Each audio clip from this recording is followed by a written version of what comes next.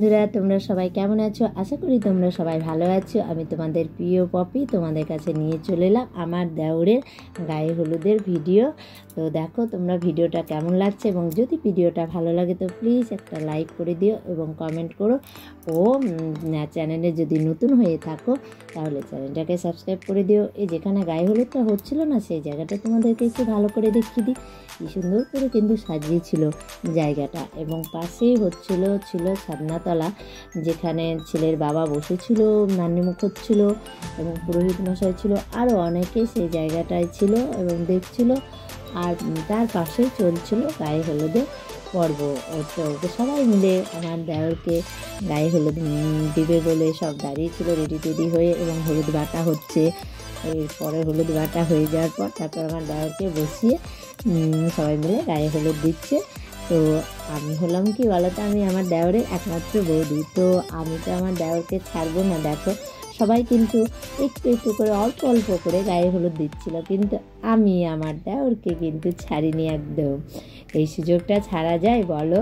তা আমি বেশ ভালো করে আমার দেওরকে গায়ে হলুদটা মাখিয়ে দিলাম খুব সুন্দর করে।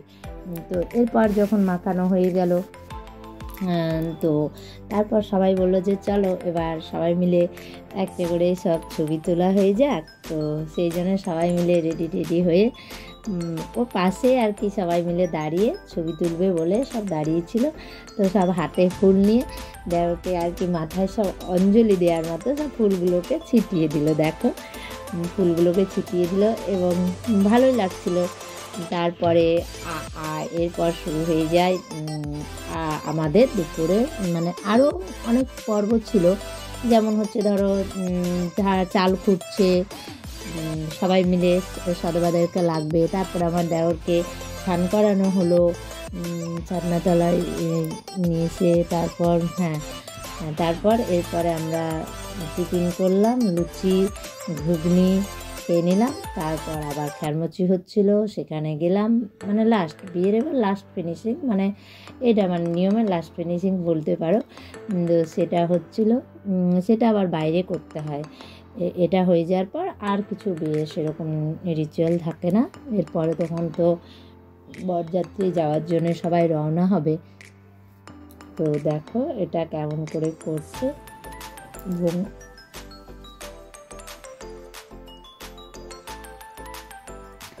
তো দেখছো সবাই মিলে আমার দেওরকে নিয়ে সব খ্যারমচি মানে ভাঙবে বলে সব বাইরে নিয়ে এসে দাঁড়িয়ে সবাই সুতো ডাঙ্কানো এইসব করলো, মানে সুতোগুলো ধরে আর কি আমার দেওর ডেঙ্কে দিচ্ছিল, কিন্তু সবাই সুতোটা ধরেছিল।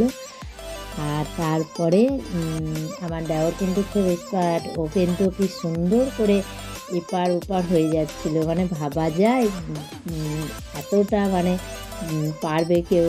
হ্যাঁ, কিন্তু আমার দেওর কিন্তু খুব ভালো, ও কিন্তু খুব সুন্দরভাবে সব রিচুয়ালটা কমপ্লিট করলো, কি সুন্দর করে সুতোর ভিতর দিয়ে যাচ্ছিল এবং আসছিলো, বেশ ভালো লাগছিল, কি সুন্দর পারছিল ও।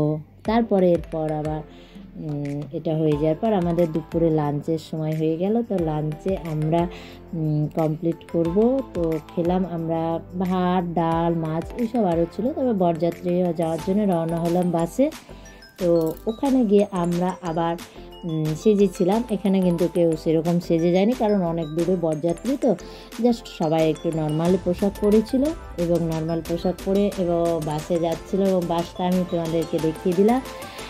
এরপর যখন আমাদের ভিডিও আসবে তখন দেখবে আমরা ওখানে কেমনভাবে বিয়েতে সেজেছিলাম, এবং বউ এবং সবাইকে